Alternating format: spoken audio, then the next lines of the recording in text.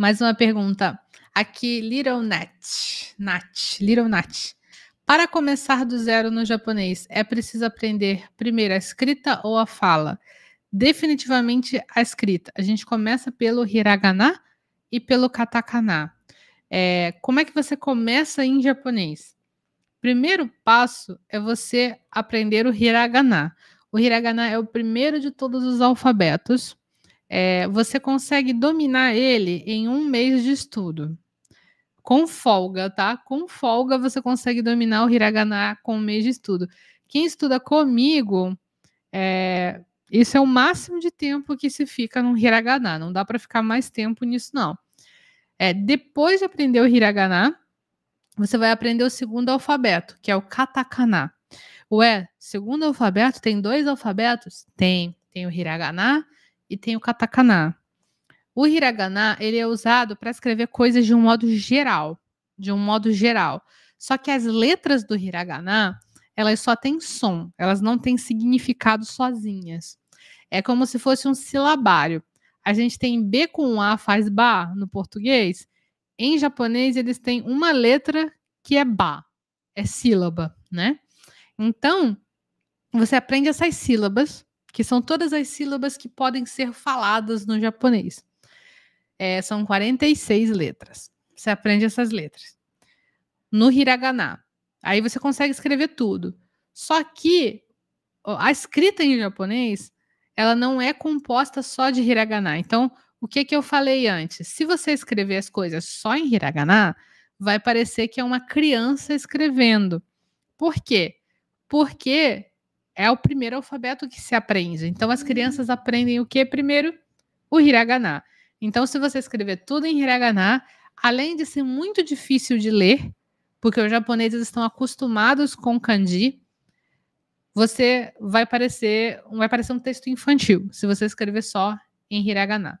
Aí o katakana, que você aprende logo em seguida, são umas letras mais quadradas. E essas letras quadradas, elas são usadas geralmente para você escrever palavras estrangeiras ou para você usar como se fosse uma palavra de destaque. Assim como a gente usa negrito, itálico, essas coisas, se você, de repente, colocar uma palavra em katakana que normalmente não se escreve em katakana, você vai estar dando um destaque para aquela palavra, né? Então, esse é um dos usos do katakana também. Aí a gente tem o kanji.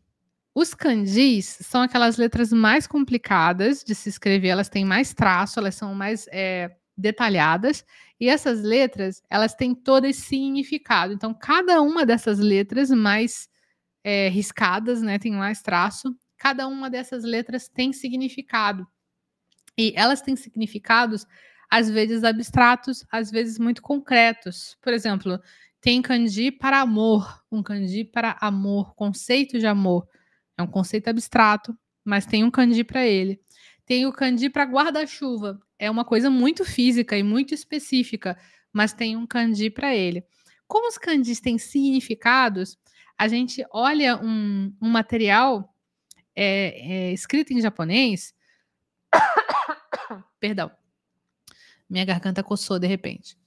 A gente olha um material escrito em japonês e quando a gente sabe aqueles kanjis, a gente bate o olho e lê muito rápido, porque você está olhando uma letra que tem uma ideia completa e isso facilita a sua leitura.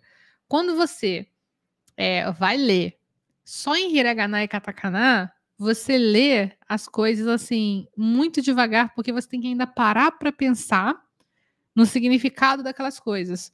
O que será que significa aqui essa palavra? E se você tiver o kanji, você já vai bater o olho e você vai saber. É claro, para isso é necessário você aprender o kanji.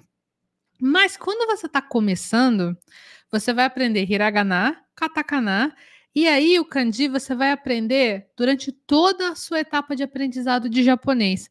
Porque você tem que saber mais ou menos uns 2.000 kanjis para você ficar fluente em japonês. Isso parece um absurdo, eu sei. Você deve estar pensando, nossa, isso é absurdo, minha senhora. Isso é incrível. Como é que eu vou aprender 2.000 letras, 2.000 kanjis? Mas isso é aos poucos. E isso é junto com o vocabulário, isso é junto com todo o japonês. E você não vai aprender todo o kanji para você aprender a falar depois. Não. Você vai aprender hiragana, katakana, e aí, junto com todos os kanjis que você tem que aprender, você vai aprender todo o japonês. E aí você vai praticar escrita, fala, leitura, compreensão auditiva. Você vai aprender essas 4 coisas importantes. Tudo junto com o kanji. Então, aos pouquinhos, você vai aprendendo tudo junto. Mas para isso precisa de estrutura, para isso precisa de método, porque senão você começa a estudar tudo embolado. Você começa com uma coisa, depois você vai para outra coisa, e aí fica desequilibrado. E isso acontece muito com as pessoas. Tem muita gente que sabe ler muita coisa em japonês, sabe ler muito kanji, mas não consegue falar um ai de japonês. Por quê? Porque não praticou fala. Praticar fala também é importante. Você não consegue aprender a falar sem falar. Não consegue.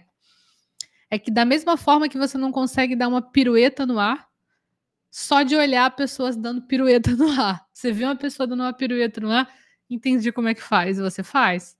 Não tem como, você tem que praticar para conseguir fazer uma coisa assim, né? Falar em japonês é a mesma coisa.